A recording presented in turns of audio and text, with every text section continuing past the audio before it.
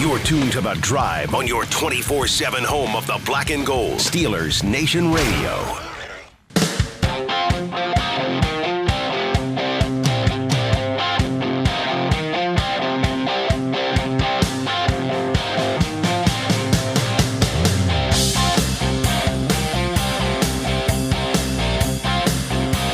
Good afternoon, Steelers Nation. It's The Drive on the Steelers Audio Network. Wes Uhler, Matt Williamson. Fired up on a Friday, Matt. Pretty wound up, man. I mean, you know, I bring the week before free agency gets me all fired up, too. I bring the energy as always. Warm out there. You do a pretty good job of it as well. I think you and I are both similar in that department. We don't want to sit here and kind of monotone talk about football for 2 hours. But it's a Friday. A Friday, as always, puts a little pep in your step. Sure, right. It's like 70 degrees outside there right now. It's beautiful. Pretty nice, finally, after a long winter. And yes, we are on the precipice of perhaps the busiest week in the NFL free agency. Oh, I think it is.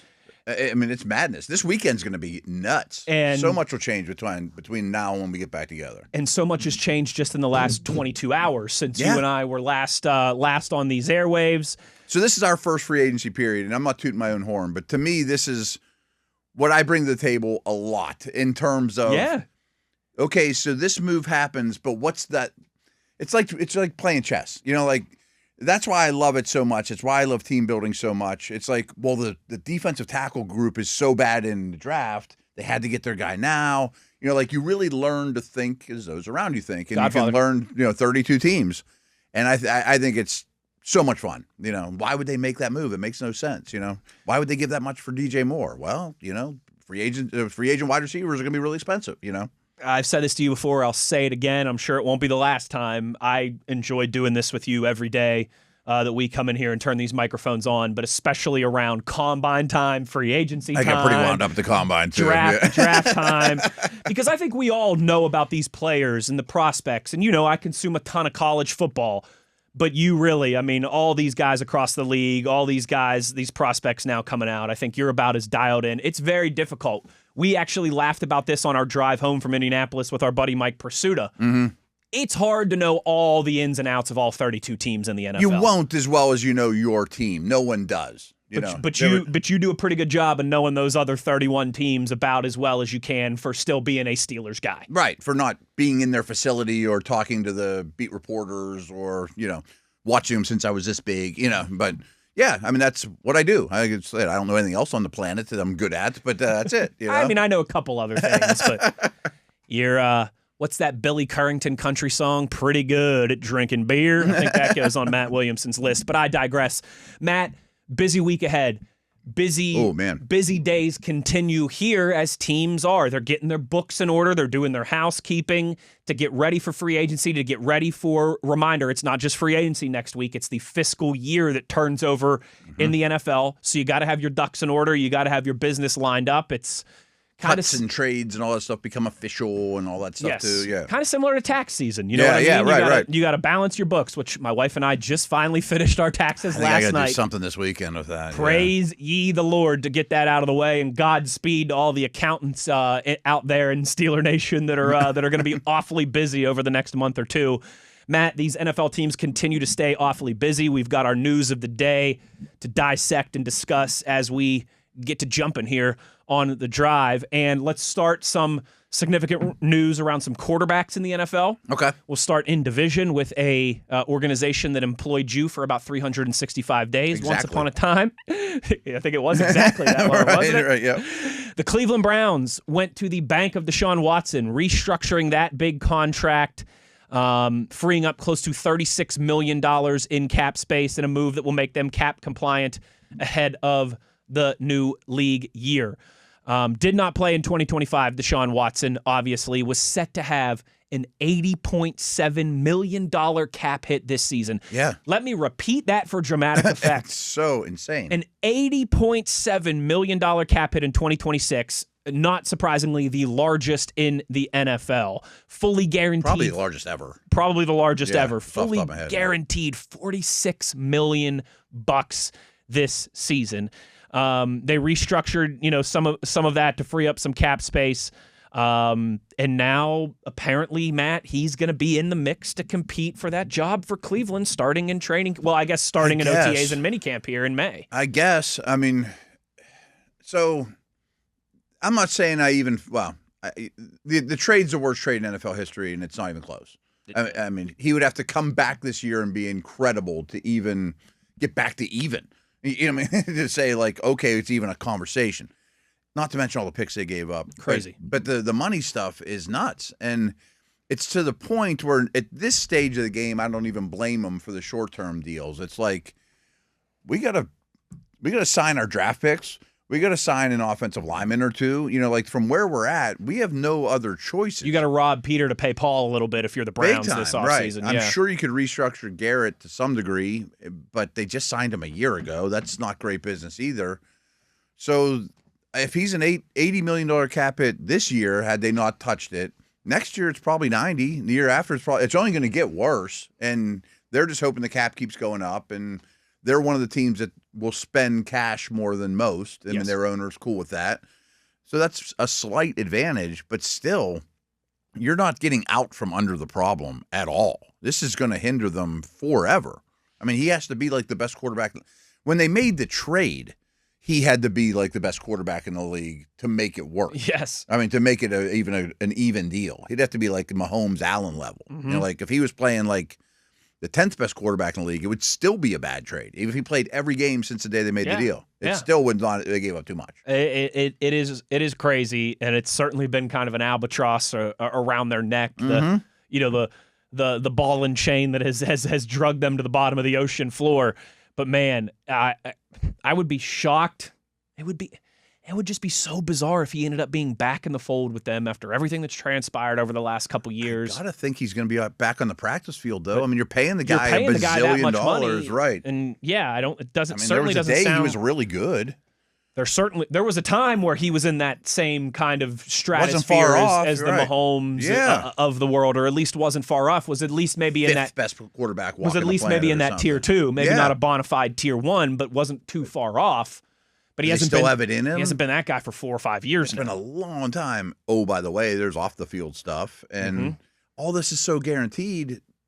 What's the motivation for him to take things the extra mile too? You know, I'm not saying he doesn't work hard. I have no idea what his football character is. His off the field character doesn't sound so great, but his football character has never been questioned. But what's the motivation? I mean, he's still human. I mean, the checks are coming in guaranteed no matter what, and he hasn't sat around and done anything.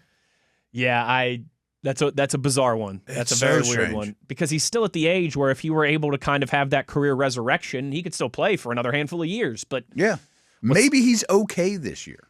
I mean, I can get around that. I mean, maybe he's the opening day starter and he's not one of the worst quarterbacks in the league. Since he's been the Browns, he's been like one of the worst quarterbacks in the league. Yeah, a lot to still be determined there. But certainly a story when his contract's getting restructured, and it sounds like he's at least going to have an opportunity to get on the field here in 2026. Real quick. Maybe Todd Munkins, sees something there. You never know. I mean, right. It is a new coach and, all those things. Talking about the cap is difficult. I mean, because none of us are experts and none of us claim to be experts. I mean, but they still refuse to do what Miami's doing with Tua and just really take one on the chin. Yep. Just eat it for a year and then it's gone. Just eat your veggies and have a terrible year and, not have anything to show for it. But they keep fighting it. And I said that last year. Like, they did. Myles Garrett really did them a favor saying, trade me. Because it's like, okay, we can dump that 30 and at least get 2 first-round picks. Yes. And that was before he even set the sack record and had his best year ever. It's, you had some outs, and you just keep saying, well, maybe we'll compete this year. Like, no, you won't. No, you won't. No, you won't. Staying in the quarterback conversation, Matt, a team that I don't think is making any mistake about where they are in their rebuilding process is, of course, the Las Vegas Raiders. Yeah, they're embracing it. They're embracing it. Yeah, right. They are set to release our Lord and Savior, Eugene Cyril Smith III, also known as Geno Smith, barring a trade before the start of the new league year on Wednesday, according to Adam Schefter. By releasing Geno, the Raiders open up $8 million in cap space. He signed a 2-year, $75 million extension last year. But they don't even need the space. All the fully guaranteed money was last year in 2025. Yeah. So you roll with Mendoza and O'Connell or somebody like that. Fine. You don't need the cap space, especially after they trade Max Crosby. They're not going to need the cap space. But so what? I mean, it's not that he's a bad guy or a distraction, but what good's it do to have you around? And I don't. I mean, I've met him and been around him a couple times when we were at WVU, but I'm not going to pretend that I know Geno Smith or have a relationship like that or anything with him. But ever since the season ended, every time he's spoken publicly or anything like that, posted stuff on social media, I've always gotten the vibe that he's not right or wrong. He's not ready to surrender I'm going to be the old mentor number 2 guy. Like, he still wants to compete for a starting role in this league, right or wrong. Yeah. And I think that might be wrong at this stage, but last year could have also just been an outlier and he gets back to being a B-level quarterback in the NFL. Yeah. But I don't think he wants to be the big brother who's going to, mentor the guy to take his job at this stage in his career. He's going to have to compromise to some degree because no one's going to just be like, job's yours. Sure. Yeah, he's going to at least at the bare minimum have to compete for it. Yes. But 1 year ago, I mean, if we had this conversation 1 year ago, I often said Geno Smith's the most underrated quarterback in the league. I think you and I both said that a few times. And you do it for different reasons. But, but I mean, he's a high-quality player that had a horrific year. He might be totally shot. That might be who he is now. But his surroundings were really, really bad. And mostly from a coaching perspective and, putting your players in position to succeed on offense was really, really rough. If I'm the Vikes, he's like the guy I want with McCarthy or Atlanta with Penix or, something like that. That's the best he's going to get. I think so. Unless the Jets are going to say, come win 3 games with us. He's not going to do that. I don't know if he'd even want to go back there. I'm sure he wouldn't even want to go back. After his first tenure there. But yeah, it's an interesting one. Because it's just all in how you view last season. Mm-hmm. Was that a total just Raiders were a mess and everybody got dragged down because of it?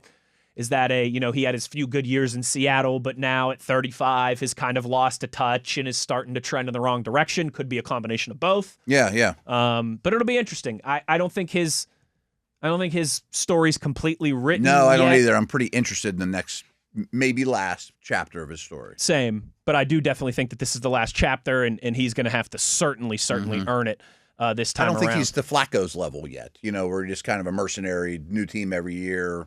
Yes. Somebody gets hurt, they call you, Yes. Matt, a shiny new toy for the LA Chargers as they kind of look to reinforce their offensive line.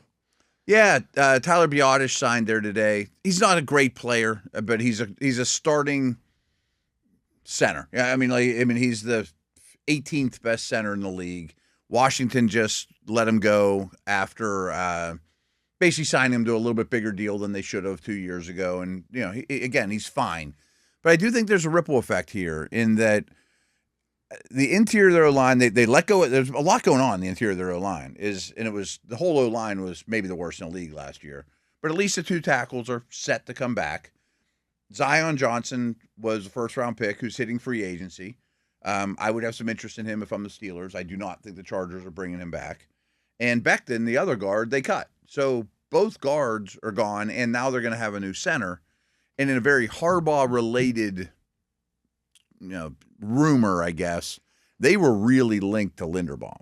Okay. Makes sense. It totally makes sense. Draft a guard, put Linderbaum in the middle. Now you're talking with those tackles.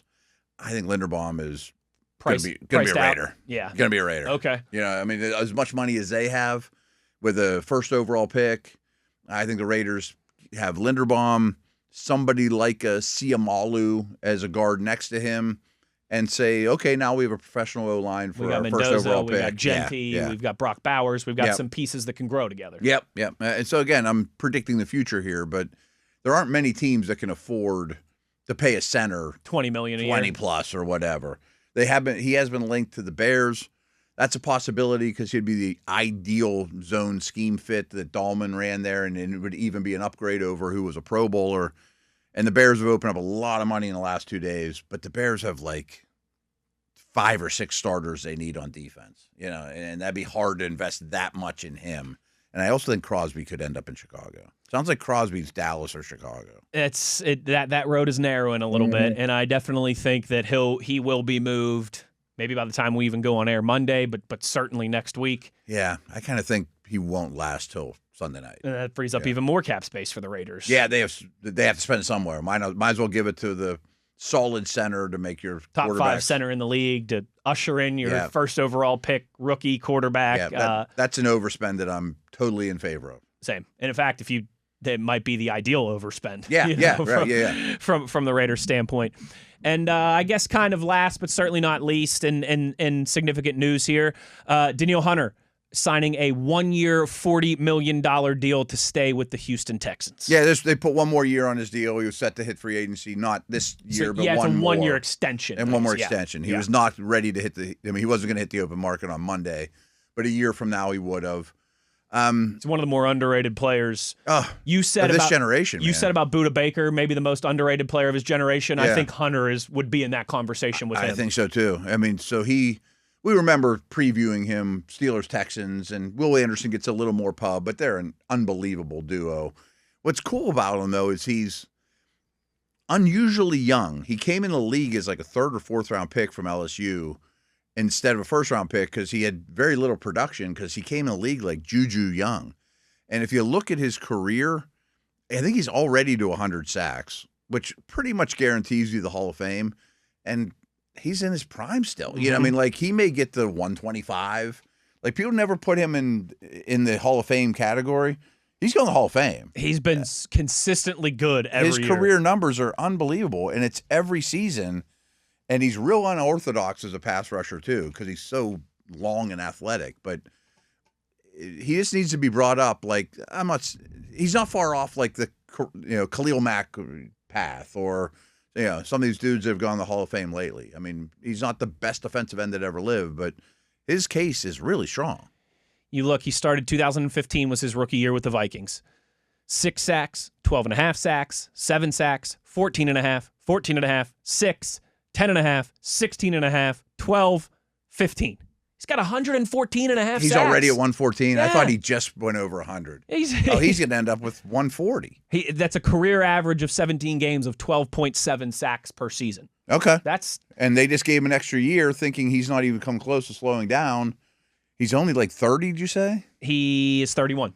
That's nuts. He's going to put up a lot more. He has been a second-team All-Pro a couple times. He's been a Pro Bowler multiple, 1, 2, 3, 4, 5 times.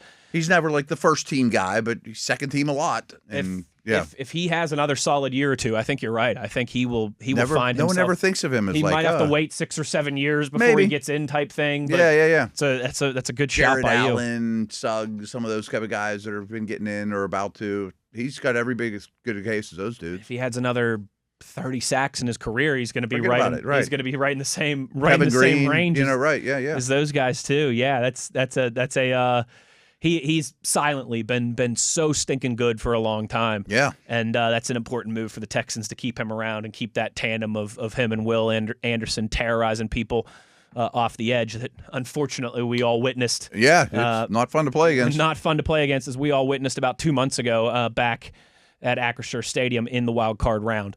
That's kind of our news of the day to set the table for today. Matt, when we come back, Matt Williamson came in here and was he does this a lot, folks. He's breathing some fire about some things that are on his mind. And you came in here with some interesting talking points on the running back free agent market and how it relates to the Pittsburgh Steelers. Yeah. And what they might do here next week. Let's discuss that when we return. Which is we're just getting started here. You know the drill. We're going to get to your tweets in hour number 2. Keep those rolling in. Plenty to get to on this Friday as we get ready for a big week next week. Wes Uhler, Matt Williamson. It's The Drive, Steelers Nation Radio on the Steelers Audio Network.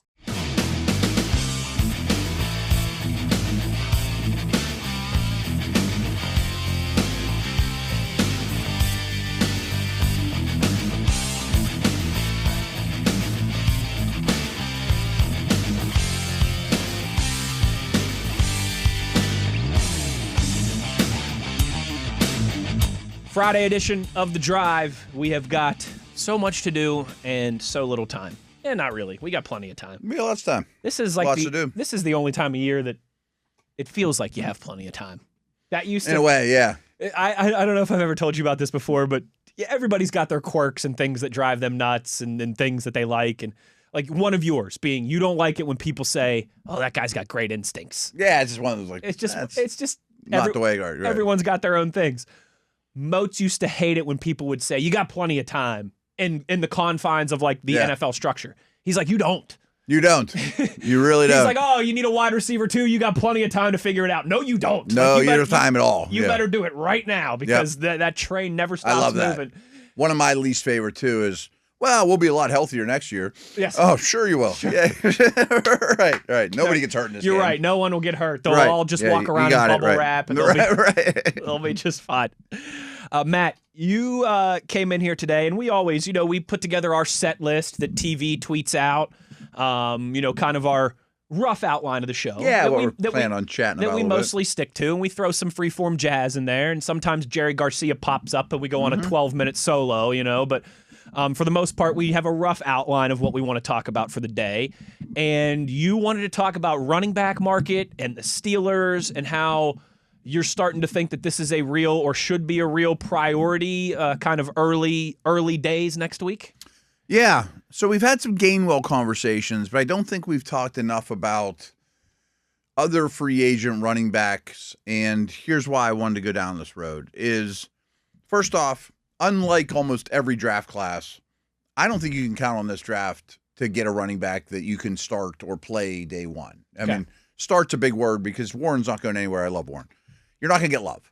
I mean, Love's not going to be a Steeler, right? And if he fell to 14, would you trade up for him? Maybe, but you can't ignore free agency. People forget about these timelines. I mean, you can't just let every free agent running back sign somewhere else with the intention you're going to trade up for Love. Correct. Now, there are other good backs in the draft, but I think counting on one to be your 1A is asking a lot. And not just because I have a bad taste in my mouth from seeing it last year, because most of those guys hit. It's just a really weak crop. Mm-hmm. And none of them are like, well, you pick them in the third round and plug them in like they thought they were getting with Johnson. Thus, you have to have more than Warren and Johnson. I mean, that's all you got at the moment. And I think everyone agrees with that. Of course. Now, Gainwell's fine. And none of this is a knock on Gainwell. If you were to, he's a very useful player that outkicked his coverage, and I think that wasn't a fluke. Especially if you have Rodgers, I would love his receiving chops too. I mean, Rodgers throws to backs, balls come out quick. Obviously, he fit in well. So he would do he amongst others. Well, I guess the how I should have opened this is I think they have to sign a free agent running back. Gainwell is a free agent running back. It doesn't have to be him, but I think they have to sign a free agent running back. I'm starting to lean that way too. Yeah, and as much as I love Warren, there still are questions, which I thought the last staff overblew a little bit, of how much do you want to hand him, But they're there every day with him, and he's never proven to be Lev Bell, and few are. So you're going to need 2 or 3 no matter what over the course of the year. And even last year, they were remarkably lucky that they didn't have to throw Johnson to the Wolves because their top 2 guys really didn't miss much time, which never happens at running back. And when Warren did miss a little bit of time, Kenneth Gainwell was at his sparkling best, and you just left that guy on the field. Like I remember being in Dublin doing the pregame show live. Usually I do it to call-in or whatever, and they're like, Warren's not going today. I'm like, well, I guess you got to throw Johnson to the mix. Not at all what happened. Gainwell just took it all and ran with it. One of his best games of the season. It was awesome, yeah. And I'm like, wow, maybe that's a one-off, but at least he has that in his bag. Then he did it again in Detroit. And did it later, yeah. So I think the running back room probably in the draft is a 6th-round pick no matter what we do here, because you have a lot of picks, and I don't trust Johnson, and I don't know that everybody can stay healthy. And you at least want Johnson, I think, too, to feel the heat a little bit. I'm sure he already does. Yeah. But you want to have you can't guarantee him a roster spot. You want to have somebody who's going to push him out in Latrobe. That's a great point, because the third running back is going to make the team, and I don't know that he deserves just to be chalked in as the third running back, and today he's the second. So I would love to go to camp with him fighting a 6th-round pick to be the third. Back. Right? I completely No matter agree. what they do. Completely. Yeah. That to me feels like it has to happen. Yes. So there are some names, and running backs aren't that expensive on the open market, and Steelers do have a lot of money. But I think they could maybe even go a little bigger than you initially thought. I mean, I guess I mean that figuratively and literally, in that you get a bigger back, or you could get a guy that's a little more expensive and a little more of a brand name than just Joe Blow, you know? You want to run through some of those names? Yeah. All right, well, let's go from maybe biggest. Yeah, let's go biggest to little, and after a while, we're going to get to a point like these guys aren't going to cut it. I'm gonna sort it here by Spot Track's market value for the upcoming. Okay. They have a projected. I'm curious what the value. numbers are for them. And I don't think this will surprise anybody, but number one is Kenneth Walker. They have him a little over $9 million a year. Which isn't much. And in the grand scheme of the salary cap. I thought you were going to say 12. And I feel like their market value is a little lower.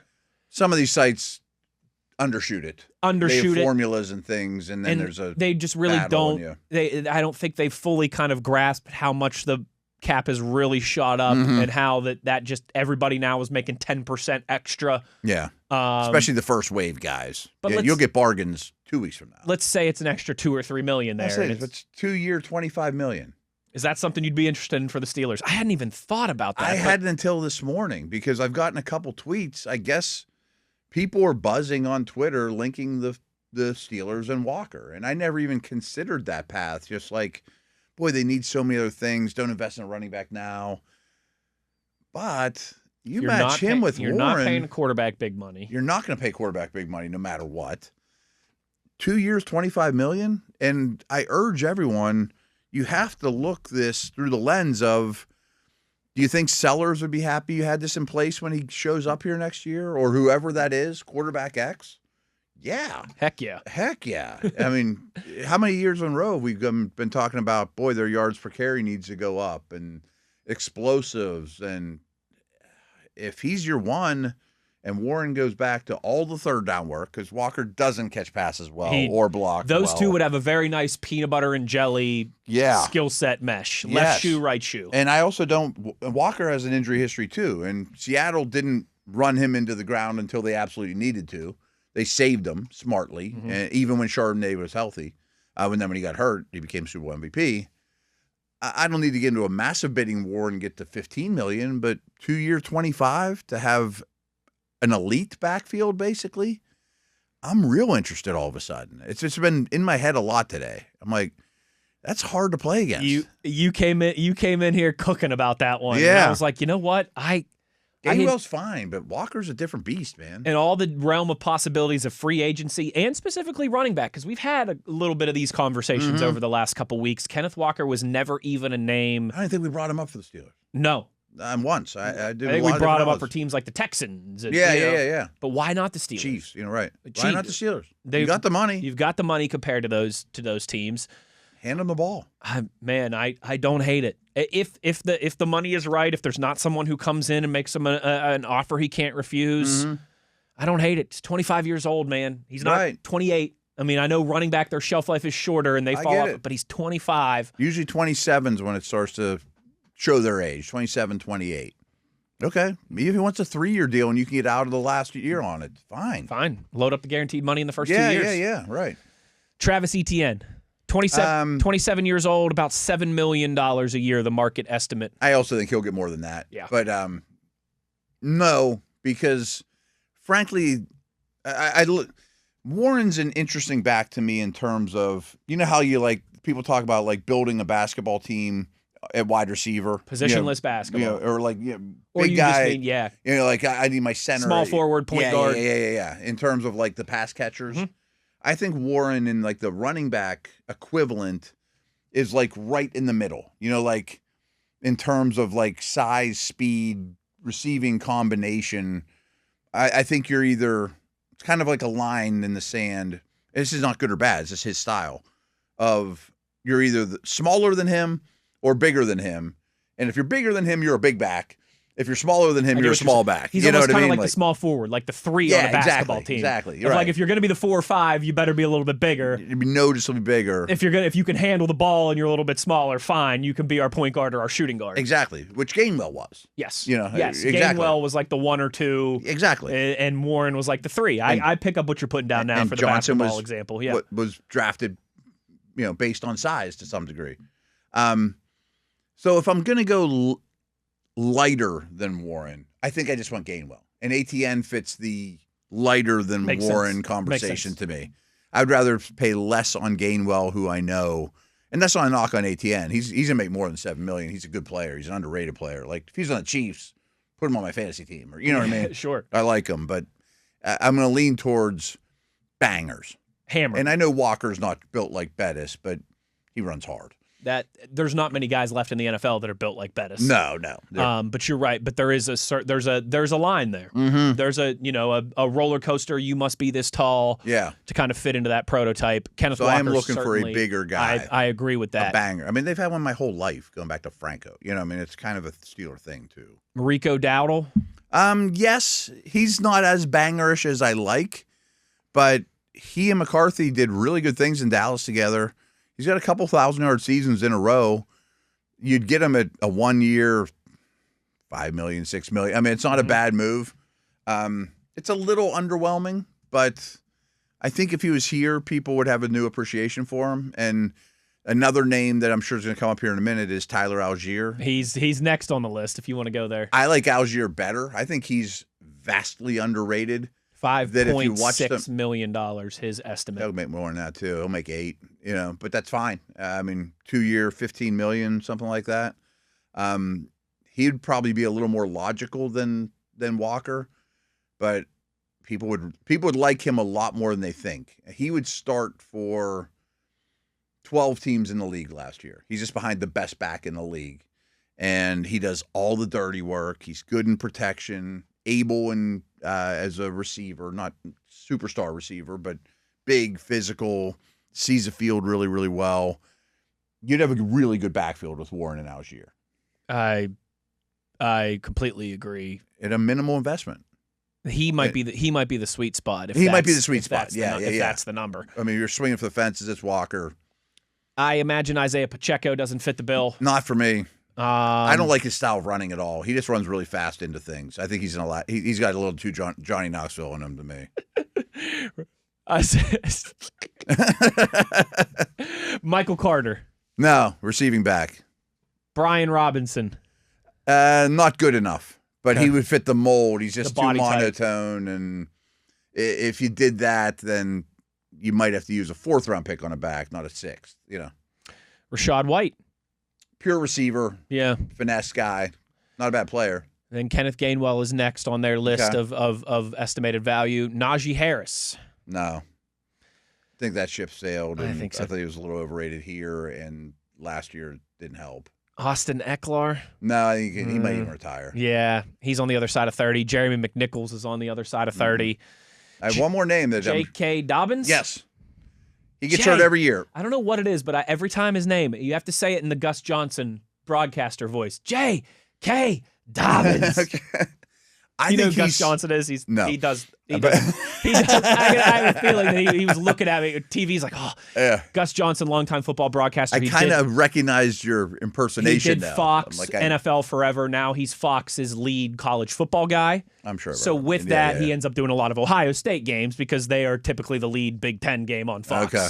So J.K. note, Dobbins. I have a blind spot for kickers and punters. Dale used to make fun of me, but I also have a blind spot for announcers. Like, I really don't even care who announces the game. Can I tell you one thing so I just completed my 4th year of traveling with the team, right? Yeah. So this was my 8th season in the books, but 4th on the road. So being on the road, I hear a lot less of the broadcasters now, particularly on Sundays than I used to. Oh, yeah. So everyone's like, man, Tom Brady kind of stinks on the broadcast, doesn't he? Romo's not what he used to be. I'm like, I don't know, because I get to hear him maybe once a year. Because in the past, I'd be here in the studios, and as soon as the Steelers game was over, we'd have the next game on. You'd have like the Monday night games, the only game you actually probably watch. Correct. Or Whereas Thursday, now, when the 4:30 games are on, we're packing up the plane and the equipment. Yeah. And I'm going back. Even if you have like Red Zone on your phone, it's not the same. And I'm going back and I'm watching the condensed game 30, 40-minute packages, but that doesn't have. It's not the same. So my announcer chops have waned a little bit in the last few years. You got saturated with Rob King too. Well, at least he's easy on the ears. He is. Don't tell him I said that though. But Dobbins is the last one I want to talk about. Okay. I think he's an exceptional football player. Like he was a 5-star recruit, Ohio State.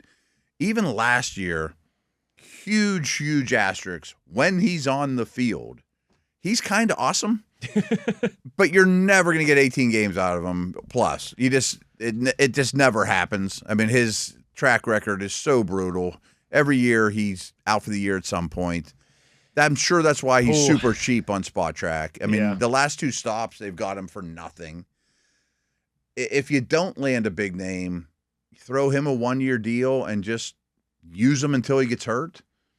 But just don't count on him being there in the playoffs or at the end, Rookie season, he played in 15 games for the Baltimore Ravens.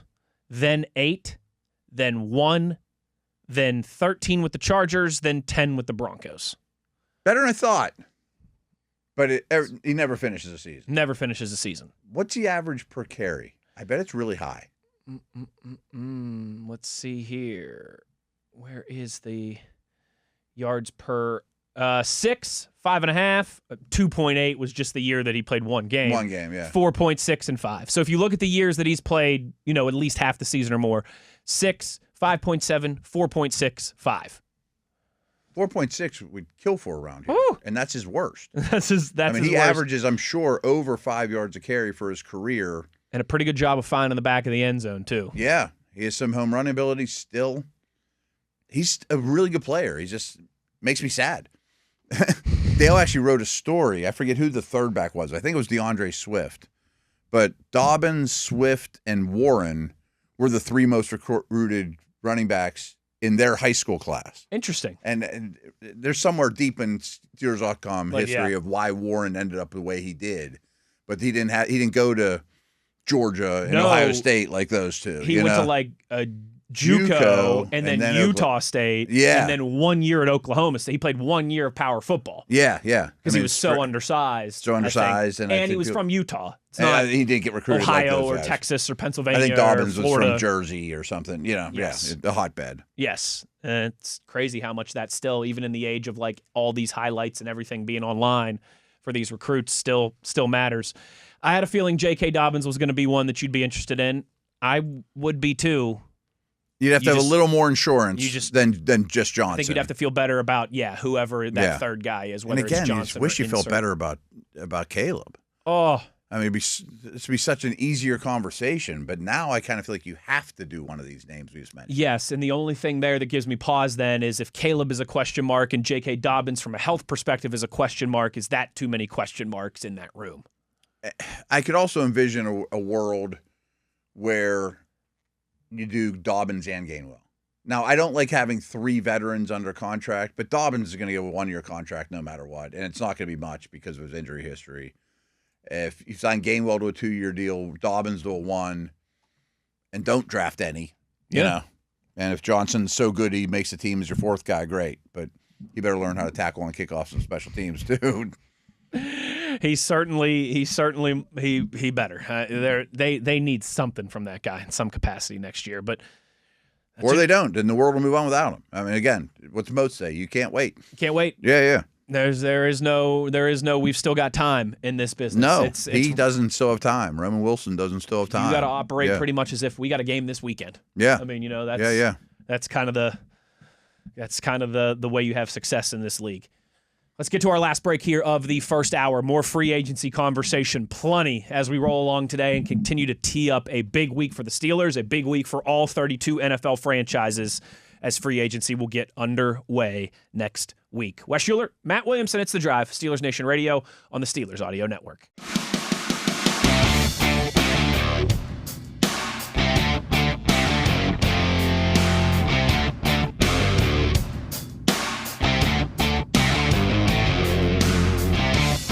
Closing down the first hour of the drive here on this Friday. Matt, we had two beefier segments to get us started, so just a few minutes here and two, I guess, last interesting news of the day tidbits that we didn't hit on at the start of the show. Always something happening. First, Taylor Decker and the Lions announcing that he requested and will be granted his release by Detroit. So another big overhaul piece here. The last 2 years, the overhaul that the Lions have had on that offensive line has been crazy. Yeah, I mean, other than Sewell, it's been a lot of overhaul and guys that look like they're going to be foundational dudes. Decker's up in age. He's had some injuries. You know, like I just did a mock, and I mocked the big Alabama tackle, thinking he'd be a guard for a year and then just be the left tackle next year. I don't know what kind of market Decker will have. I don't know what his injury situation, durability situation is, but he's still serviceable. I'm kind of shocked they're just like parting ways. I wonder if they went to him and said something like, hey, we need to restructure. You're making too much. And he's like, well, then just cut me. Yes. I mean, I have a feeling that's probably how it went. He's probably like, I'm not much longer for this league. Yeah. I'm not taking a pay cut. It's not time for me to take a pay cut at the tail end of my career. Mm-hmm. That's probably how it went. I have a feeling that would be what I would think too. And then in kind of surprising, this is another one of those, the world that we live in now, and even you got to double, triple check your sources and make sure everything's final. Earlier today, Rashawn Gary took to his Instagram account and basically posted a goodbye to Green Bay. Really? Saying that, like, you know, this chapter of my life is closed. Like, posted a nice graphic and a nice, couple, like, I've really enjoyed this time. It was amazing to play for the Packers. I'll always, remember it fondly. Thanks to everyone for the support. I'm on to my next stop and nowhere near done yet. Was the last. Yeah. Okay. He posted that on his Instagram earlier today and has since deleted it. And now the Packers are saying that Rashawn Gary has not been released. No definitive action has been taken. All options remain on the table. Because he's been rumored to be, because he's a big contract. Yeah, but he posts like this goodbye on his social media and then deletes it like an hour or two later. So the crazy. Packers saying now, like, pump the brakes. Nothing definitive has been decided. So usually what that tells me this time of year, I've been doing this for as many years as I have, is they were about to release him, which they don't have to do until the league year starts. That's actually when the release happens. They can announce it. They can, Right. The locker's cleaned out. He can move. Like Mekhi Becton hasn't actually officially been released. No, yet. they'll all get released when the league year opens. You know, so now that it becomes super public, he's getting released. Maybe the Cardinals said, "Well, we'll give you a 7th-round pick. Like we'll give you something for him." Sure. And they're like, "Oh, okay, well then that's better than same deal for us or whatever." Yeah. Or maybe someone just picked up the phone and said they may have told Gary you're not coming back, and he probably isn't. That part's probably written in stone, but which is interesting because when he hits the market, he'll probably be the 4th or 5th most sought after edge rusher. Behind like Hendrickson and Phillips. Good company, good player. Yeah. Not a superstar, but a good player. But maybe a team with a lot of money is just like Raiders. Well, we can eat his contract and give you a 7th.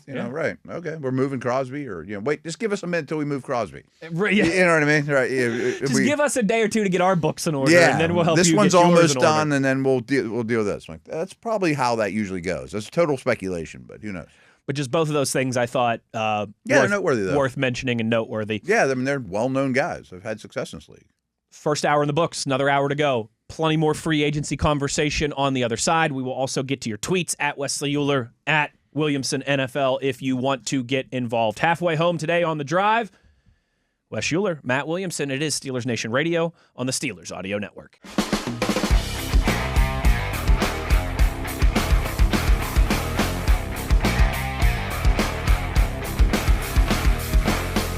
Good evening, Steeler Nation. How we doing? Well, that's good. Us too. Hour number 2 here of the drive on your 24/7 home of the black and gold. Our final hour of the week before the bullets really start flying with free agency next week. With that, Matt, we will close down with tweets, the X-Twitter, as Dale would have called it, as we always do this time of year. But before that, some more free agency projections and conversations to have. Yeah, it's got to be free agency day, basically. Set. Monday there's going to be a lot of action or things we already know. setting the scene here. Yeah. So I do want to roll through top free agent lists with you and say yay or nay, particularly with a lot of those guys at corner and safety. Yeah. I think we just buzz through the whole list. A lot of them be like, nope. Right. But if it's all right with you, first, can we roll through the ESPN projections for some of these bigger names? Okay. Does that cool. make sense? So Dan Graziano of ESPN put together, I don't know, it's maybe This is going to be a lengthy exercise, by the way, compared with doing both. Yeah, I would think. Yeah, maybe we'll use it for two segments here and close down with some. Let's see, because a lot of these though these big names we've discussed a lot of them. But let's see how. And this I don't goes. think the Steelers will probably. I don't know who's on this list, but I bet few of them influence the Steelers. Malik Willis, quarterback, projection: 2 years, $44 million, $32 guaranteed to the Arizona Cardinals. I bet he gets more than that. I think so. I think he'll get 2 years. What would they say? 44? They said 44. I bet you it'll be closer to 60. I was gonna say at least 50. 55. Yeah. But him and the Cardinals have heavily been linked. Kenneth Walker, who we just discussed. Okay, I wonder what they say about him. 3 years, $44 million, $22 guaranteed. Washington Commanders. You can convince me at that number for the Steelers. That's not far off what we thought. That's what did we say? We said 12 and a half. Yeah, we said 2 years, 25. We didn't talk guarantees and all that. That's 14. It's about 14ish, a little over 14 a year, but that's the third year added on there. Yeah, too. the last one you might be able to get out of. Last one you could probably get out of. Right. Remember how young he is? He's 25. 25. Right? Yeah. That sounds about right. It's interesting to me. I'm not saying I'd definitely do it, but I'm interested. Travis Etienne, 3 years, $39 million, $20 guaranteed. Tennessee, these running back contracts should be bigger than Spot Track thought. Yeah. Tennessee Titans. I like that landing spot for him. They got a ton of money, and he's a quarterback-friendly guy. Those receiving backs I love for the rookie quarterbacks, the young quarterbacks, easy completions. Yes. Alec Pierce. He's going to be really – I think some of these free agent receivers are going to be pricier than people think. Yes, and someone actually pointed this out to us yesterday on Twitter, and I'd forgotten. You can't use the franchise tag and the transition tag in the same year. That true? That's I believe so. So and it says here on ESPN.com the franchise tag for Alec Pierce would have been $27.3 million if the Colts had decided to use it on him rather than placing the transition tag on Daniel Jones.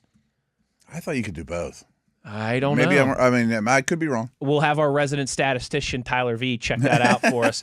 Alec Pierce, 3 years, $80 million, 55 guaranteed. You're not allowed, TV? Not allowed. Not allowed to use. Not allowed to use both. Projected landing spot. I didn't listen to the last thing you said. We're not good multitaskers here on the show. 3 years, $80 million, 55 guaranteed for Pierce. Yes, L.A. Chargers. And that's great. I understand it, but I bet he would never see the third year of that because he's not that good of a player. You know what I mean? And few of these guys do, to be honest. You're overpaying. Yeah. Mike Evans, 1 year, $15 million, fully guaranteed. Tampa Bay Buccaneers. That makes a lot of sense. It makes all the sense in the world. Little Birdie said the Rams play with Josh Allen or Patrick Mahomes or the Rams or is Matt the name Stafford I heard. Yeah, throw out him and Puka and Adams. Good go Lord. win it all. Good Lord. Yeah, you could convince me if I was Mike Adams to do that. Or Mike Evans to do that. Yeah. Oh, absolutely. Rashid Shaheed, 3 years, $40 million, $20 million guaranteed. Washington Commanders. Once again, they got the Commanders spending some money. Sounds about right. I don't think that's a terrible overpay. If the Steelers paid that for him, I would understand it. It's a slight overpay. These are all going to be slight overpays, but Romeo Doubs. This is one that interests me. 3 years, $49 million, $30 million guaranteed. San Francisco 49ers. I'd be in around that number for the Steelers. I would. I mean, that's what you're going to have to pay, guys. I mean, the receiver stuff's gotten a little crazy. If it's less than $20 million a year for a viable number two, I think that's fair. Yeah. So here's how you got to put this in perspective of late. Denami Brown, Tutu Atwell. There's like 2 or 3 others that are really number 4 receivers. They all signed 1 year, $10 million deals last year. And they're not good. And they're not. They wouldn't have even helped the Steelers last year. Maybe they'd have gone the field a little, but I would have rather trot out Austin than those guys. 1 year, $10 million does not get you far in the receiver market at all. No, it does not. That market has ballooned big time in the last. Too much, but that's what it costs. Rasheed Walker, offensive tackle from the Packers, 4 years, $80 million, 50 of that guaranteed to the Cleveland Browns. Yeah, I think he's a lot like the Dan Moore one. That's exactly what they comp him really? to is Dan Moore here in this article. A little higher than that because I think he's slightly better than Dan Moore, and you're a year later. Tyler Linderbaum, 4 years, $90 million, 60 of that guaranteed to the Chicago Bears. I guess the Bears would still be in it if they don't get Crosby. I think. Yeah, I would think it's one big ticket item for them. That sounds about right. I mean, I thought it'd be over 20. Yeah. And that would be about 22 and change 23 a year, yeah. $60 million guaranteed. Nice number. And in a deal that way, you could probably structure, lump it around differently. Trey Hendrickson. Oh, man. 3 years. I don't know, 31 years old. And I can't see him sign a 3-year deal with that. 3 years, $84 million, 42 of it guaranteed to the Colts. I like the Colts fit. And we talked a lot with Matt Taylor about that in Indy, that job number one is to somehow generate a pass rush, and you don't have a first-round pick. I can't sign a 3-year deal, though, to a dude coming off an injury at his age. Same. 2, maybe, Jalen Phillips. He's going to do well. 4 years, $92 million, 32 guaranteed. Washington Commanders. Do they have a ton of cap space or something? I know they have a fair amount, but they can't sign all these dudes. They can't just give everybody them. Right, yeah. Odafe Owe, 4 years, $76 million, 42 of it guaranteed to the Chargers. Okay. Would make sense. I'd say that sounds crazy. Yeah. Khalil Mack. Man, he's 1 year. 35. I know. I'm 35. What's that Fleetwood Mac song? That's the only similarity you and him have in common. Time makes you bolder. Even Mac and Uhler get older. I'm getting older too. 1 year, $18 million. Seattle Seahawks. Yes. That's they signed DeMarcus Lawrence last year. He's this year's DeMarcus Lawrence. Go win it all. That's the only thing you two have in common. I hate to say you're wrong, but you're definitely right. Boye Mafe, 3 years, $48 million, 25 guaranteed. New England Patriots. Okay. His stock's pretty high after winning the Super Bowl. Kind of be a rotational dude, I would think. He'd pull the Bryant McFadden move. He signed with the Cardinals right after the Steelers beat the Cardinals in the Super Bowl. Yep. Signing with the team that you beat in the Super Bowl right after. That's got to feel good. Wow, yeah. That's got to feel good walking into that building. John Franklin. Flashing a ring. You don't make friends real well doing that. Yeah, you might want to save that till you get a little more ingrained with the locker room.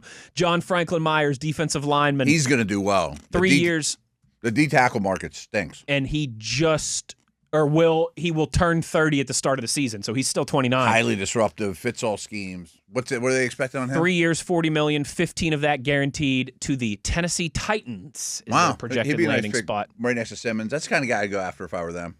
I bet he gets more than that money, though. A couple more here, and then we get into the secondary, which is really what I want to hear your thoughts on. Devin Lloyd, of course, the prized off-ball linebacker possession. Make a lot in this class. They're predicting that he stays with the Jags. 4 years, $56 million, 40 of that guaranteed. They won't get him at that price. He's gonna get 20 a year.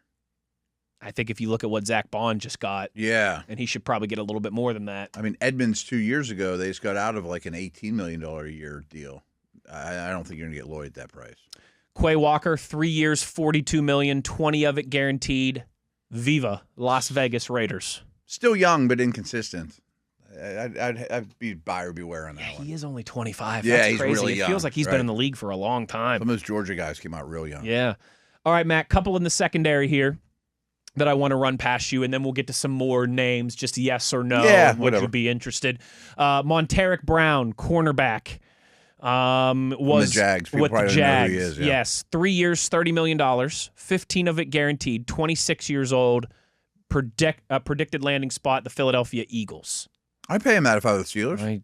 I think he's a quality 2. He's a quality 2. If you could get him for what would that be? That would be about $10 million a year. Mm-hmm. For a 26-year-old, I think that's good market value in free agency. So I heard this. I listen to so many podcasts. I forget who said it, but I thought it was really well said that there's a lot of number 2 corners in this. Not a lot, but guys like him, number 2 corners are going to sign a pretty good deal, and then week 3, the fan base is going to be like, "Yeah, he's getting picked on. He wasn't worth the money." Every number 2 corner gets picked on. That's who they go after. That's his job. He just gets picked on and he survives. He's not going to thrive out there, but you get picked on against T. Higgins and survive. That's your job. Is your number 2 corner. Yeah. It's not an easy life. It is not. Yeah. Jalen Watson. Can the Chiefs let him go now that Trent McDuffie is gone? Now that they have money, I would think they're projecting he stays there. Okay, I would say maybe 3 you're talking years, to him as you speak. $50 million, 20 guaranteed. I thought he might approach 18, 19 million a year. And then the last one on this list in terms of specific projections and contracts is Brian Cook. That's one of my favorites. I know that's why I wanted to close down here. Young safety, just turned 26 years old, from the Kansas City Chiefs. They can only feed so many mouths there in Kansas City. 3 years, $42 million, $20 million guaranteed. I'd do that. That's the type of thing you'd be looking for, right? Yeah. I think so. That's a little pricier than I thought you were going to say, but I thought you'd say around 12, and that was 14-ish, something. Does that sound right? 3 years, 42 would be 14. Yep. Yeah, about that. Okay, yeah. I can do the quick math on that one. But that's not the worst thing I ever heard. Still young, versatile. Yeah, that's the type of guy I'm after. Let's talk about some more of those type of guys we might be after as we kind of do our final free agency preview segment on the other side. And, of course, close down with your tweets before we get up out of here on a Friday. Still plenty more to get to. Before we go, Wes Uhler, Matt Williamson. It is The Drive, Steelers Nation Radio on the Steelers Audio Network.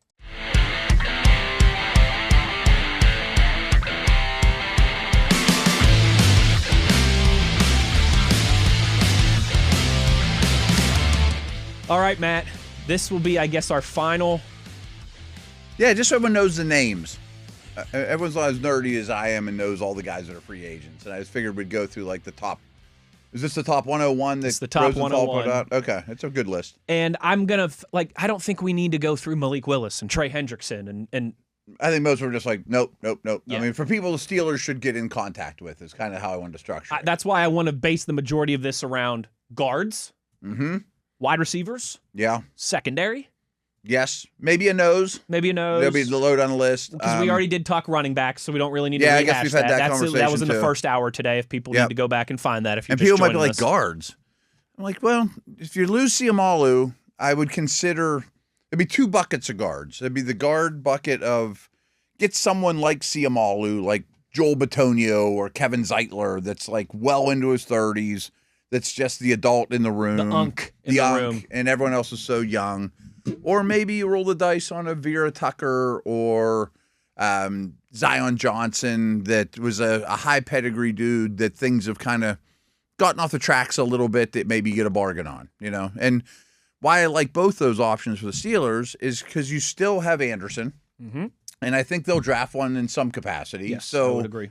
If injured, talented younger guy gets injured or whatever, you hand it to Anderson.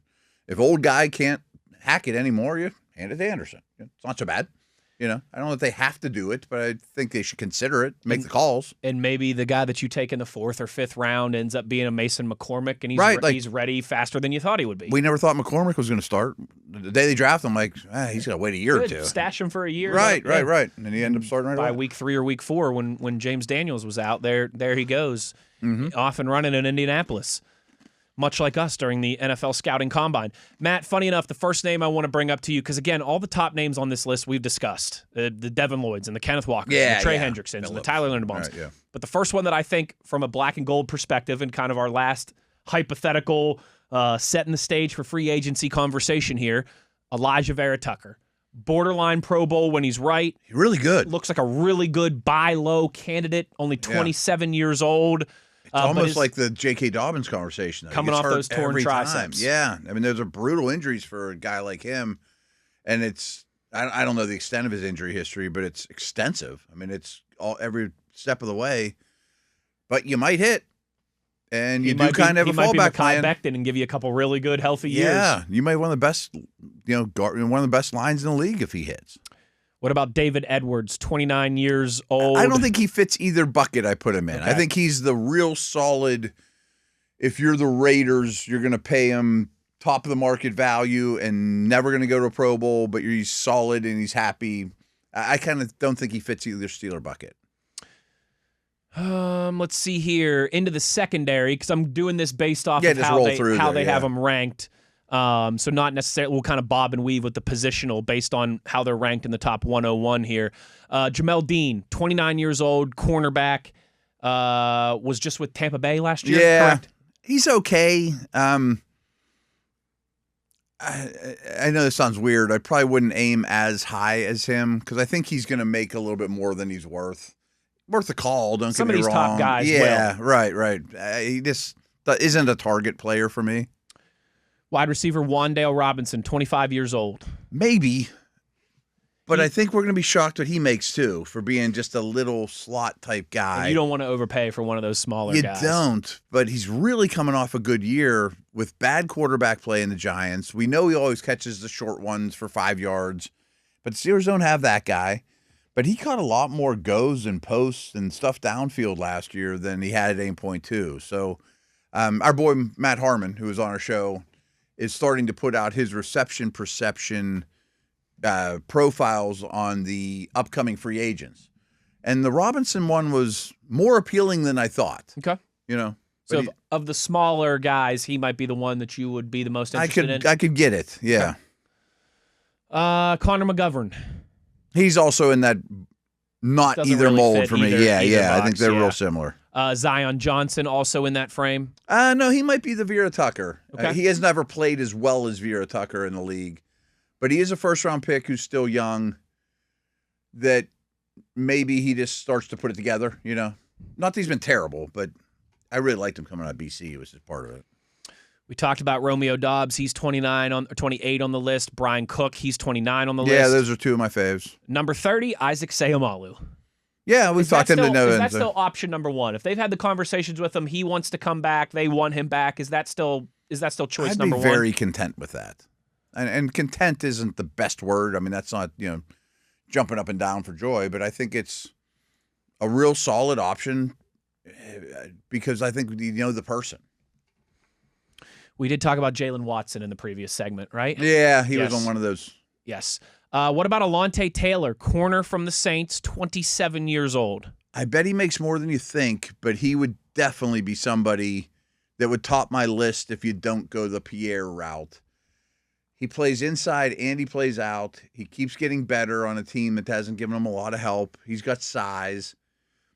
I'd be real intrigued. Checking in at 38 and 39 on this list, a pair of defensive backs from the Super Bowl champion Seattle Seahawks. Kobe Bryant, 27-year-old safety. Reek Woolen, 27-year-old corner. Reek's really, really up and down and a little too much of a wild card for me. And he's a little system specific. Yeah. I like Kobe. He'd be like my fourth safety out there. A couple I like better, but he's a little more free than strong, which is what I'm after. I think maybe the youngest guy in this conversation, at least from a pure Steelers perspective too, just 24 years old, safety, Nick Cross. That's my favorite one. Is he number one? Yes. I mean, he's very athletic, super young, versatile. I would be very, very interested in him. They say he's someone you can structure your defense around. That's a big praise. That's a big praise. Structure your defense around Troy and Hamilton. I don't know if you do, but he's a very good player, and I would pay him nice money. What about Cameron Curl, 27-year-old safety? He signed today with the Rams. Oh, yeah. That's right. He's a little more strong than I would have liked, anyways. But they update this every day, by the way, during the season. Did they? I'm pretty sure Greg will add somebody to the list from the bottom up. Okay. Or when people get cut, he throws them on there. Wyatt Teller, whose name you mentioned just a few minutes ago. He's in that bucket. Yeah, I mean, like Bitonio and Teller are both from the Browns. Bitonio was the left guard. I don't think old guys, you can't just be like, you've been a right guard for 20 years. Go play left side. Left. You're right. So Zeitler's a right. Teller's a right. Bitonio's a left. They would be the Siamalu bucket of old guy, leader in the room, 1-year deal type of thing, and hope you draft someone past them in a year, I have a feeling this guy's a little more strong safety than you would like, but just 27 years old, Jaquan Brisker. Probably. There's some injuries with him too, but he can play in the deep. I mean, he can play in the third level. two names here I don't think necessarily for Steelers standpoints, but it's wild to see Calais Campbell at 40 years old on this list. I know. He's still helpful. And Travis Kelce. When are we gonna hear about Well, he's not under contract. I mean, that's what people want to think about. Hasn't renounced retirement. Right.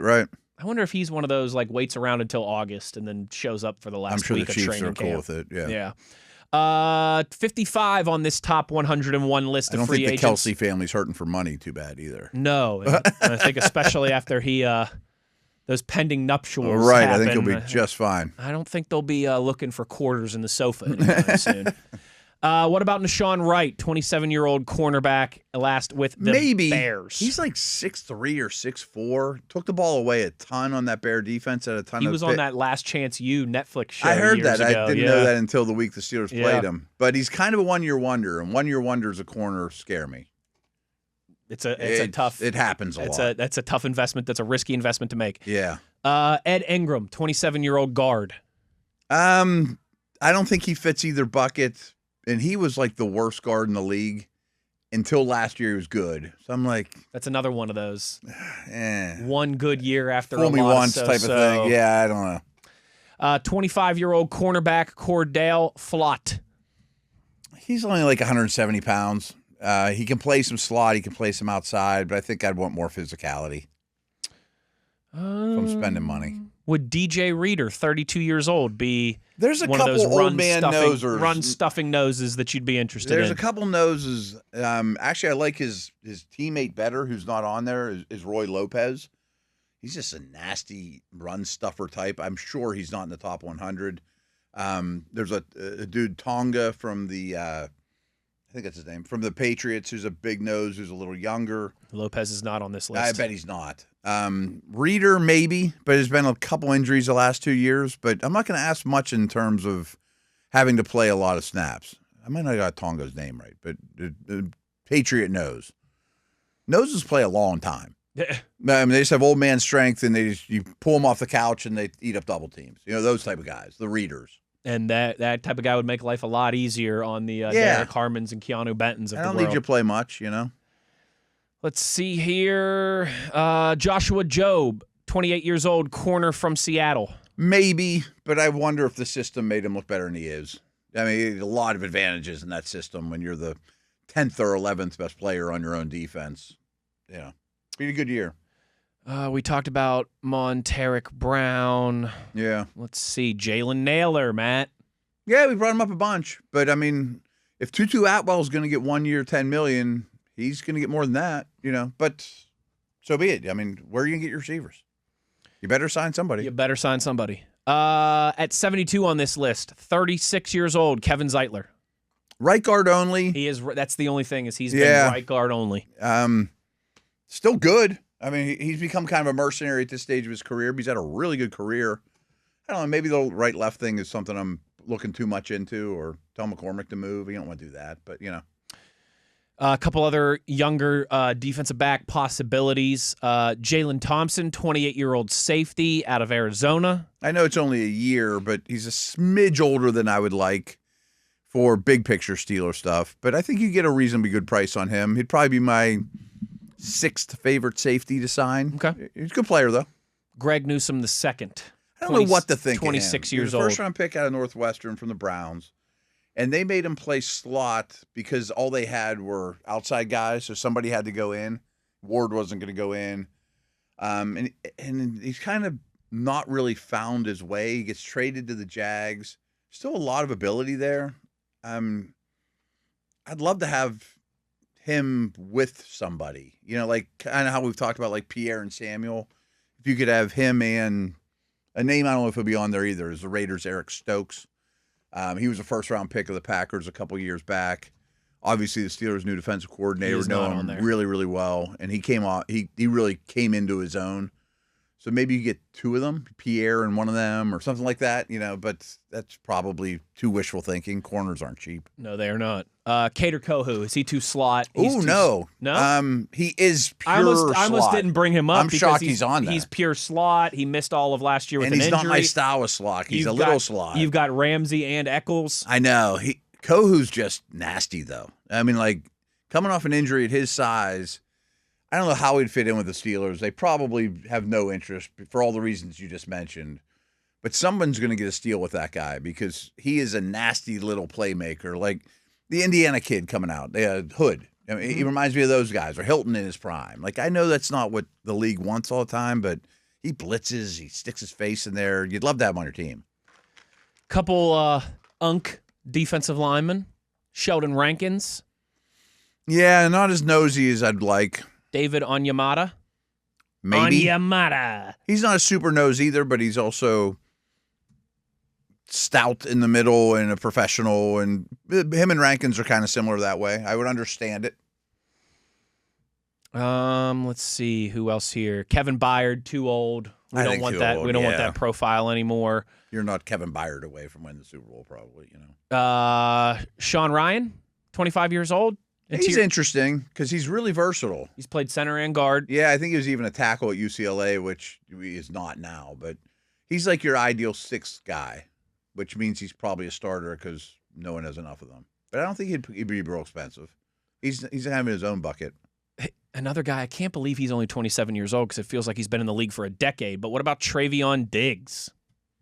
Too boomer bust? Yeah, he really plays a boomer bust style, and he's coming off a big injury, and he's like his brother, he's a big personality. Yes, yes, he is. He might be more work than he's worth. I think Dallas cut him. I think you are correct. Yeah. Yes, and he had some injury stuff. But they signed him to a deal they shouldn't have, I think. Getting towards the end of this list, 96 overall, Reed Blankenship, 27-year-old safety from across the Commonwealth. I'd understand it. I mean, not a huge needle mover, but super solid, trustable, gets everyone aligned. There's value in that. Chris Tonga is on this list. Okay, Tonga's on there. 97 overall. How old is he? 30. Okay. Nose tackle, I almost don't care about age. They just... Unless you're Ford. Right, but look at Cam Hayward's. I say this dude's just come off the bench. And fine wine, man. Yeah. Fine wine. Matt, that's it. In terms of in the top 100. Yeah. The top 100 and the positions and the guys we haven't talked about. Yeah, I'm going to get kind of deep today. Just some names that might not be, Monday, Tuesday acquisitions, but they might be wave 2 guys or, By the end of next week, is it fair to ask for safety, corner, guard, wide receiver signings? 4.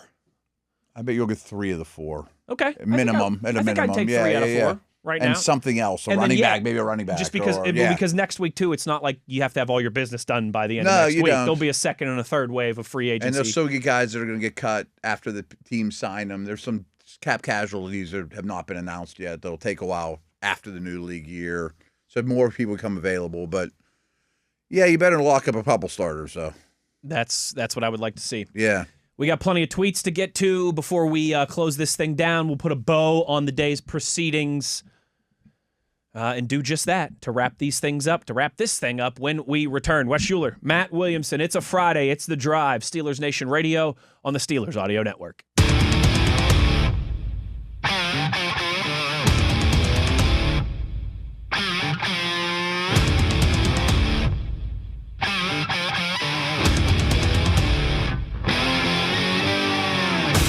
Final segment of the day, final segment of the week, final segment before things get wild on Monday, Matt Williams. Absolutely. Weekend's going to be pretty wild. Weekend's going to be pretty wild, too. Can I just say, I love the fact that there is a negotiating period, a legal tampering period. Right.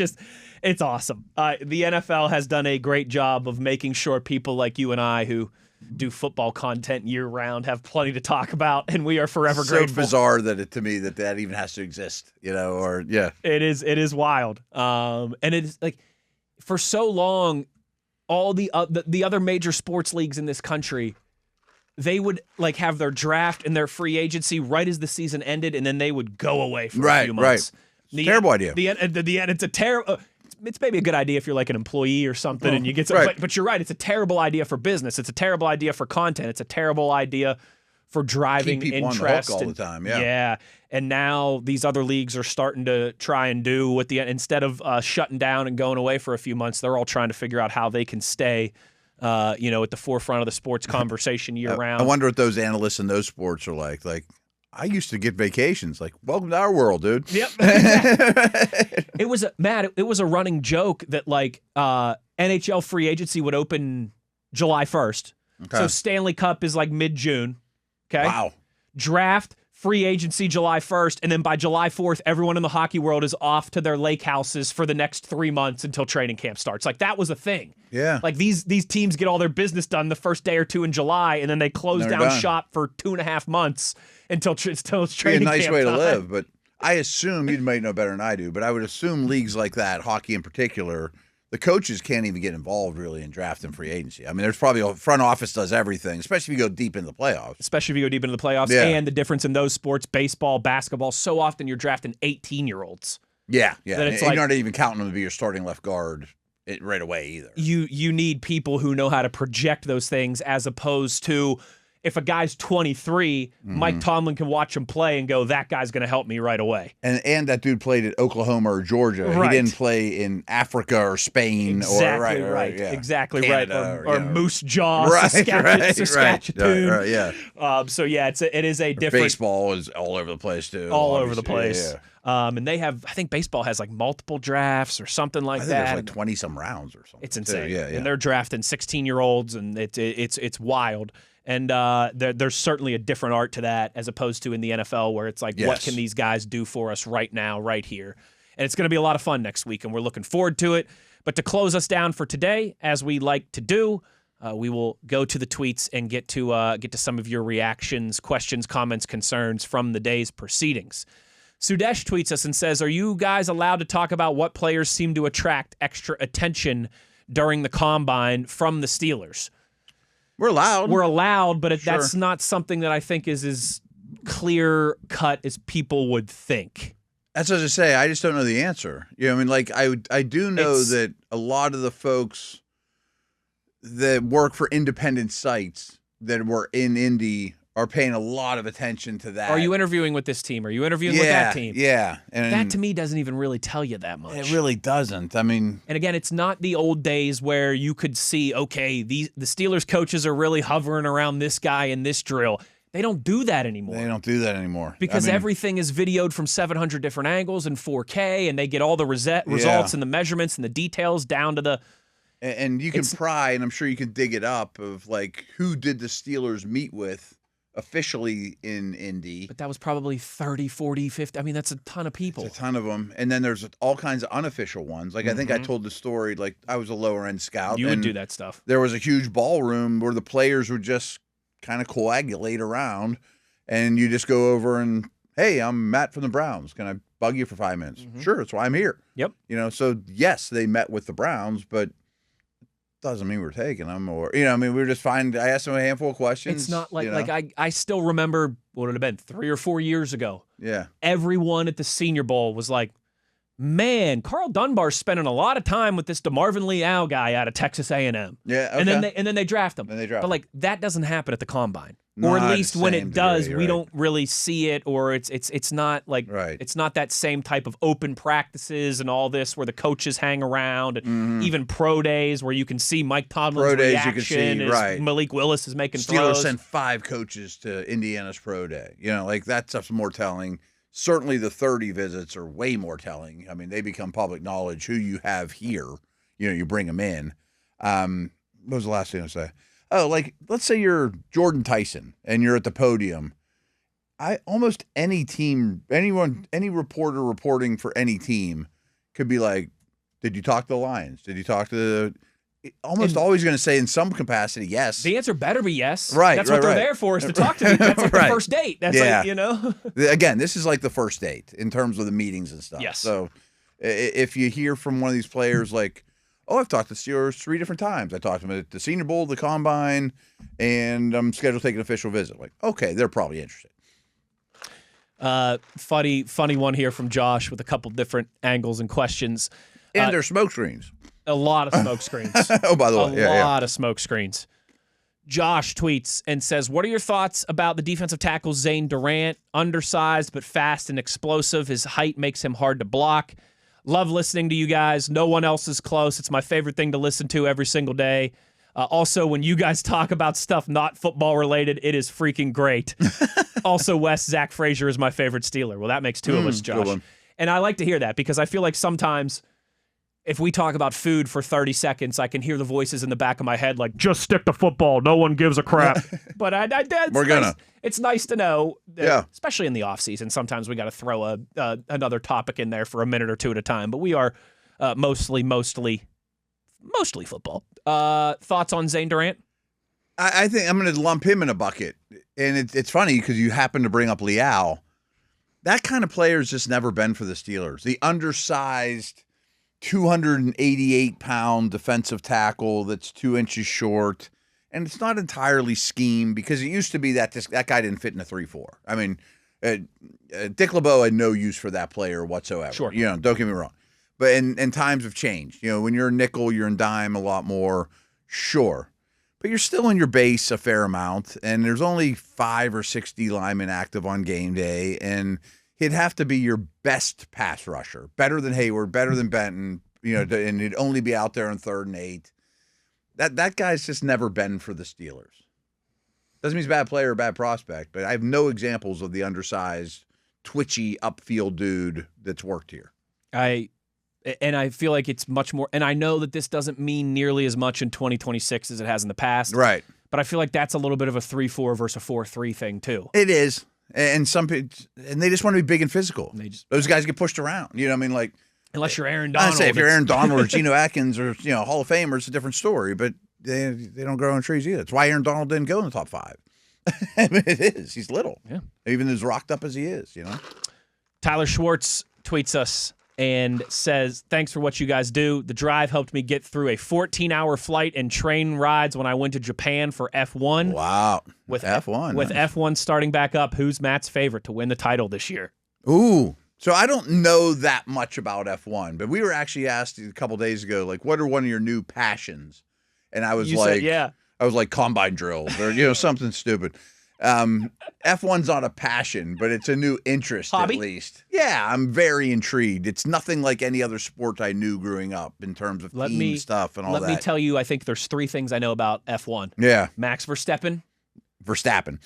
Shows how much I know. He's the baddest dude alive. I know that it's like race teams, so like Ferrari and Lamborghini and all that, and different race teams. Cadillac's getting involved, aren't they? Yep. Lamborghini doesn't have a team, but yeah. Ferrari. Ferrari's like the most legendary. Mercedes-Benz, right? Mercedes is a big one. McLaren's the best right now. Okay. Red Bull's another big one right now. And then I know it moves all around the country, and it's like quirky tracks. It's not a typical kind of NASCAR. All the tracks are very different. It's like baseball parks in Major League. Like they're all different. Very different. That's all I really know about F1, but I'm interested. You're pretty close.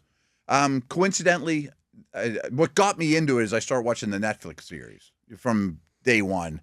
And I just finished the latest season, which recaps last year. I just watched the final episode last night.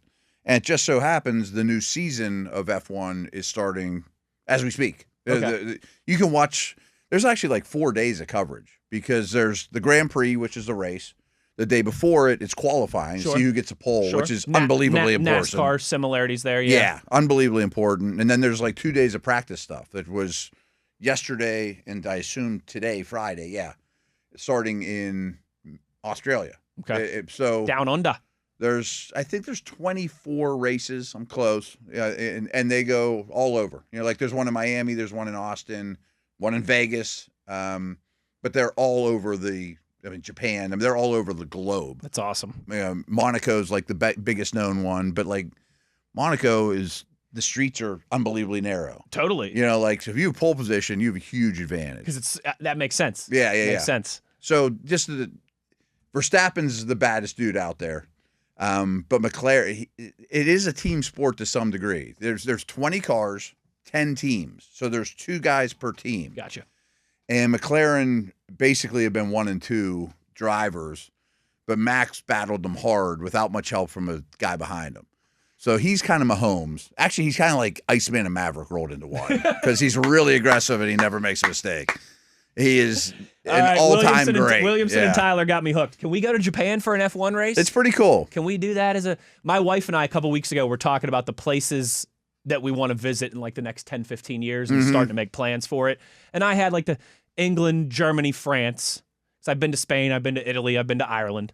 But then I was like, Japan. And my wife was like, really? And I was like, oh, yeah, I think Japan would be awesome. Especially, that'd be cool. Let's all take a field trip there for an F1 race. One thing that's kind of crappy about F1 though is the same teams always win. They have more money. They're better. That's they always how end up in European the pole. sports are. Yeah, I mean, there's Spanish soccer is always Barcelona and Real Madrid. English soccer is always the Manchester teams and Liverpool and Arsenal and Chelsea. So like, there's 4 teams that like never get on the podium, and they're happy. They're thrilled. They do cartwheels if they end up in the top 10 because you get points in the top 10. Sure. I mean, they're usually like 15, 16, and so that part gets but that's how it is, right? PJ tweets us. But those guys are huge celebrities, though, too. Oh, my gosh. Massive. Yeah. Massive. PJ tweets us and says, if the 2026 big board value for the Steelers with their first-round pick looks mediocre, and they think the value in the second round looks much better, would you consider trading the Steelers' first-round pick this year for a first next year and a second this year? Yes. Yes. We were just talking about this on the air or off the air, the Daniel Jeremiah thing. It's just the sweet spot of the draft. That was off the air, okay, yeah.